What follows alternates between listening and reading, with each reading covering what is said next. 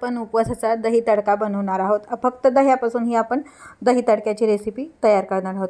हा दही तडका तुम्ही उपवासाची भाकरी, उपवासाचा पराठा, तसेच उपवासाचे डोसे, इडली, उपवासाचे आप्पे यासोबत पण तुम्ही खाऊ शकता। हा दही तडका बनवण्यासाठी मी एका बाउलमध्ये अर्धी वाटी दही घेतले। दही छान फेटून घ्यायचं, दह्यातल्या गुठळ्या पूर्ण निघून गेल्या पाहिजेत। त्यामध्ये आपल्याला एक छोट्या चमचाभर साखर टाकून घ्यायची। यामध्ये आपल्याला चवीपुरतं मीठ टाकून घ्यायचं आहे। आवश्यकतेनुसार लाल तिखट टाकून घ्यायचं आहे। तुम्हाला जसं तिखट आवडतं त्या प्रमाणात तुम्ही तिखट टाकून घ्यायचं। हे सर्व मिश्रण मिक्स करून घ्यायचे। एका कढईमध्ये आपण तेल गरम करून घेतलेलं आहे। यामध्ये आपल्याला जिरं टाकून घ्यायचे। जिरं उपवासाला चालत नसतील तर नाही टाकले तरी चालते। यामध्ये आपल्याला 2 ते 3 लाल मिरच्या तोडून टाकायच्या आहेत। हा तडका आपल्याला हे जे दह्याचं मिश्रण बनवलेलं आहे यामध्ये टाकून घ्यायचा आहे। तयार आहे आपला उपवासाचा इडली, डोसा, आप्पे यासोबत लागणारा चवदार चविष्ट दही तडका।